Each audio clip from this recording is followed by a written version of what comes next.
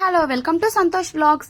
ఇది వచ్చేసరికి చైతు బర్త్డే రోజు చేసిన వ్లాగ్. ఇది ముందుగా ఫస్ట్ అయితే చైతుకి 2 జాయింట్స్ అయితే తీసుకొచ్చి ఫ్రై చేసాము. ఆ రోజు నాటుకోడి చేసాం కదా, ఇంకా చైతు అస్సలు తినడు నాటుకోడి, ఇంకా అందుకని వాడికి జాయింట్స్ అయితే తీసుకొచ్చి ఫ్రై చేసాము.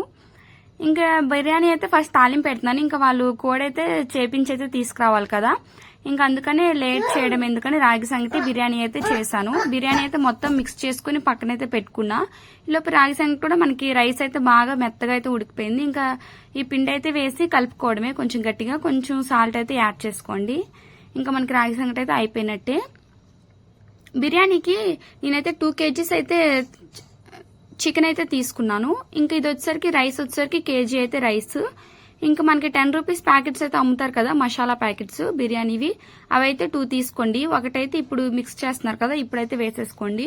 ఇంకొకటి మనకి రైస్ యాడ్ చేస్తారు కదా, అప్పుడు కొంచెం అందులోని మొత్తం ఫుల్ గా వేసుకోకుండా కొంచెం యాడ్ చేసుకోండి, సరిపోతాయి.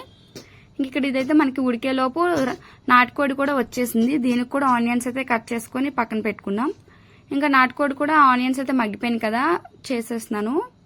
ఇంక ఇదైతే కొంచెం మగ్గనివ్వాలి, బాగా మగ్గనిచ్చాక అల్లం వెల్లుల్లి పేస్ట్ అలానే అన్ని కూడా వేసుకొని వాటర్ కూడా ఫుల్ గా అయితే వేసుకోవాలి, పీసెస్ అనేవి నిండు మునిగాక.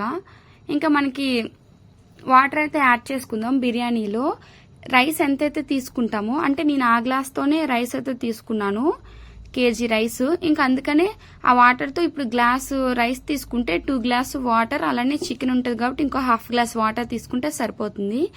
ఇంకా అందుకని నేనైతే ఆ రోజు ఎన్ని గ్లాసెస్ ఆఫ్ రైస్ తీసుకున్నానో దానికి డబుల్ అమౌంట్ లో వాటర్ తీసుకున్నాను.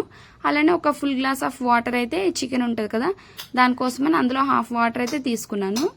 ఇంకా అలా తీసుకున్నట్టే మీకు రైస్ అనేది చాలా పర్ఫెక్ట్ గా అయితే వచ్చింది, కొంచెం కూడా మాడదు. ఇంకా అలానే పొడి పొడిలాడుతూనే ఉంటుంది రైస్ అయితే, చాలా టేస్టీగా ఉంటుంది. ఇంకా మనకి చికెన్ కూడా ఇక్కడ దగ్గరికి అయిపోయింది కదా, వాటర్ అయితే యాడ్ చేసేసాం. ఫైనల్ గా బిర్యానీ అయితే అయిపోయింది కదా, ఇంకా నెయ్యి అయితే పైనుంచి చాలా లైట్ గా అయితే వేస్తున్నాను. ఇంకా చైతు ఇంకా ఇంత కోడి చేసాం కదా, కొంచెమైనా తింటాడేమో అన్న ఆశతో అయితే కొంచెం ఫ్రై చేస్తున్నాను, కానీ అసలు తినడు చైతు ఎందుకో కానీ నాటుకోడి అయితే. ఇంకా మనకి వంటలన్నీ కూడా చాలా బాగా అయితే వచ్చాయి. బట్ ఇంతవరకు చూసినందుకు thank you so much. Please do subscribe to our channel.